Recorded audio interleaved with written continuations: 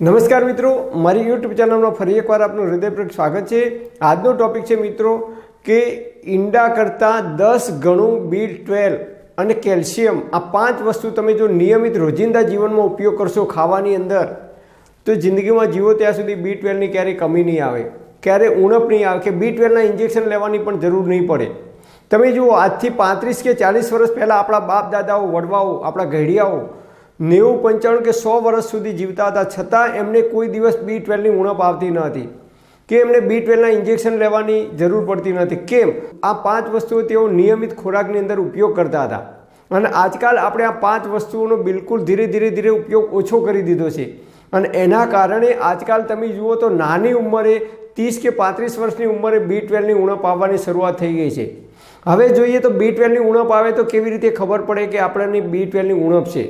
તો નંબર 1, થોડુંક કામ કરીએ અને થાક લાગે, આખા શરીરમાં કળતર થાય, દુખાવો થાય કે કામ ના કર્યું હોય છતાં પણ તમને આળસ આવે, કંટાળો આવે, એકદમ શરીર થાકી ગયું હોય એવું લાગે, થાકનો અનુભવ થવાની શરૂઆત થઈ જાય તો સમજી લો કે B12ની ઉણપ હોઈ શકે। નંબર 2, હાથ પગમાં ખાલી ચડે, ઘણા લોકોને પગમાં નસ ચડે છે એટલે કે નસ પકડાઈ જાય છે, સવારે ઉઠે એટલે ખાલી ચડે છે, પગમાં કે હાથમાં ખાલી ચડે છે, તો ખાલી ચડવાની શરૂઆત થાય તો પણ સમજી લેવું કે B12ની ઉણપ હોઈ શકે છે। તો હવે B12ની ઉણપ ના આવે તો એના માટે આપણે ઈંડા ખાવાની જરૂર નથી। કેમ નથી? તો આપણા બાપ દાદાઓ, વડવાઓ, ઘડિયાઓ ઈંડા નહોતા ખાતા છતાં પણ B12ની ઉણપ નથી આવતી, તો આપણે પણ ઈંડા ખાવાની જરૂર નથી। આજકાલના ભણેલા ગણેલા લોકો એવું માને છે કે ઈંડા ખાવાથી B12ની ઉણપ આવતી નથી, પ્રોટીન મળી રહેશે, શરીરમાં શક્તિ મળી રહેશે, કેલ્શિયમની ઉણપ આવતી નથી।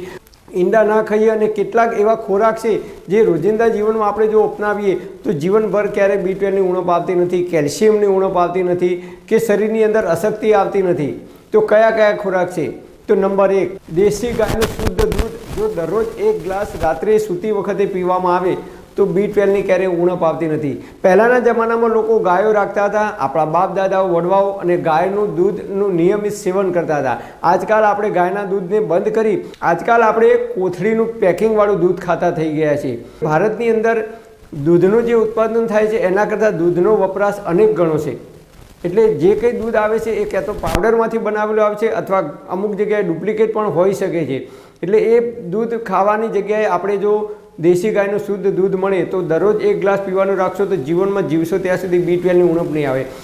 દેશી ગાયનું દૂધ ના મળે તો બકરીનું દૂધ અતિ ઉત્તમ છે, આયુર્વેદમાં કહે છે। પહેલાંના જમાનામાં તો જુઓ તો લોકો બકરીનું દૂધ ખાવામાં ઉપયોગ કરતા હતા, તો બકરીનું દૂધ નાના મોટા સૌ ખાઈ શકે છે, એ પચવામાં ખૂબ સરળતાથી પચી શકે છે, નાના બાળકોને પણ આપી શકાય છે, વૃદ્ધ હોય ઉંમરલાયક એમને પણ આપી શકાય છે। એટલે ગાયનું અને બકરીનું દૂધ પચવામાં ખૂબ સરળતાથી પચી શકે છે। જો ગાયનું કે બકરીનું દૂધ ના મળે તો ગામડાની અંદર ભેંસનું ચોખ્ખું દૂધ એટલે કે ભેળસેળ વગરનું જો દૂધ મળે તો એ તમે ભેંસનું દૂધ પણ ઉપયોગ કરી શકો છો। પણ જે લોકોને શરીરમાં વજન વધારે છે, ચરબીના થર જામી ગયા છે, એવા લોકોએ ભેંસનું દૂધ 2 ગ્લાસ દરરોજ પીવાનું રાખવાનું 1 ગ્લાસની જગ્યાએ। નંબર 1, દૂધ પીવાનું રાખવાનું, ગાયનું, ભેંસનું કે બકરીનું, તો એની અંદરથી તમને B12 મળી રહેશે। નંબર 2, બાજરીનો રોટલો ખાવાનો। શિયાળાની સિઝનની અંદર તમે 4 મહિના સુધી બાજરીનો રોટલો ખાવાની શરૂઆત કરશો, દરરોજ નિયમિત બાજરીનો રોટલો ખાવાનું રાખશો તો B12ની ઉણપ ક્યારેય નહીં આવે। જો તમે બાજરીના રોટલાથી ગરમ પડતું હોય કે કબજિયાત થતી હોય તો બાજરીની અંદર તમે જુવાર મિક્સ કરીને ખાઈ શકો છો અથવા બાજરીની અંદર મકાઈ મિક્સ કરીને ખાઈ શકો છો। પહેલાંના જમાનામાં આપણા ઘડિયાઓ હતા એ બાજરીનો રોટલો ખાતા અથવા મકાઈનો ખાતા અથવા જુવારનો ખાતા હતા। આજકાલ આપણે જુઓ તો બાજરીના રોટલાનું સ્થાન ધીમે ધીમે ઘટતું જાય છે, જોવા જ મળતું નથી। નાના બાળકોને બાજરીનો રોટલો ખાવાનું કહીએ તો એમને જોર આવે છે, એમને ભાવતો નથી, એમને જોર આવે છે ખાતા। અને મમ્મીઓ છે એ નાના બાળકોને પડીકા આપી દે છે, વેફર હોય કે કુરકુરે હોય કે ગમે તેવા પડીકા જ ખવડાવે છે, એટલે એ બાળકો મોટા થાય છે એટલે B12ની ઉણપ આવે છે એમના શરીરની અંદર। અને પીઝા, બર્ગર, મેગી, નૂડલ્સ આ બધી વસ્તુઓ બાળકો જ્યારથી ખાતા થઈ ગયા છે, પેકિંગવાળી વસ્તુઓ અને ફાસ્ટ ફૂડ, ત્યારથી B12ની ઉણપ આવવાની શરૂઆત થઈ ગઈ છે। તો બાળકોને પણ આ વસ્તુઓથી દૂર રાખીએ, નહીં તો એ 20 કે 25 વર્ષની ઉંમરના થશે ત્યારે એમને B12ની ઉણપ ચોક્કસ આવશે। તો બાળકોને પણ બાજરીનો રોટલો આપીએ। નંબર 3, દેશી ગાયના દૂધમાંથી બનાવેલું શુદ્ધ ઘરે બનાવેલું ઘી હોય તો એ ઘી ખાવાનું, બજારમાંથી પેકિંગવાળું લાવવાનું નથી। ઘરે બનાવેલું અથવા ગામડામાં કોઈ આજુબાજુમાં તમારા બનાવતું હોય અથવા ગાયનું દૂધ ઘરે લઈ લેવાનું 15 કે 20 લીટર અને એ દૂધમાંથી તમે ઘી બનાવીને ખાશો તો જિંદગીમાં જીવો ત્યાં સુધી ક્યારેય B12ની ઉણપ નહીં આવે. આપણા ઘડિયાઓ ગોળ અને ઘી ખાતા હતા, તો નિયમિત ઘી ખાવાનું રાખવાનું. દેશી ગાયનું શુદ્ધ ઘી ખાવાથી ક્યારેય કોલેસ્ટ્રોલ વધતો નથી કે શરીરની અંદર ચરબી પણ વધતી નથી કે વજન પણ વધતું નથી. દેશી ગાયનું શુદ્ધ ઘી ખાવાથી.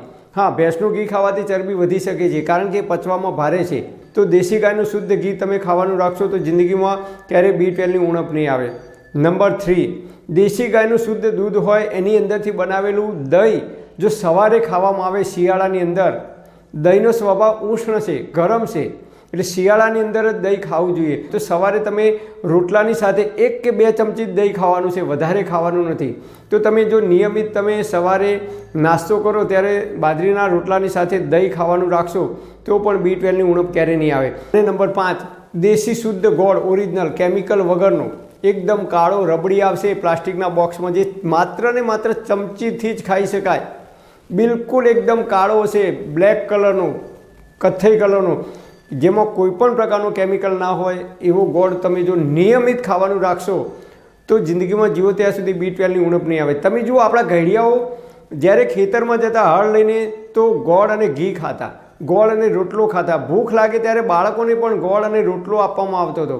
તો તમે ગોળ, ઘી અને રોટલાનું જો નિયમિત સેવન કરશો શિયાળાની અંદર 4 મહિના દરમિયાન તો B12ની ક્યારેય ઉણપ નહીં આવે. આ વસ્તુ તમે બાળકોને ના ભાવતી હોય તો બાળકોને ગોળ, ઘી નાખી અને બાજરીના રોટલાનો જેરીઓ કરી અને તમે આપશો તો પણ બાળકોની અંદર B12ની ઉણપ નહીં આવે, શરીરમાં અશક્તિ નહીં આવે. હવે 3 વસ્તુ એવી છે જે આથાવાળી ખોરાક છે: ઢોકળા, ઇડલી અને હોડવો. આ 3 વસ્તુ તમે જો રોજિંદા જીવનમાં ખાવામાં ઉપયોગ કરશો તો પણ B12ની ઉણપ નહીં આવે.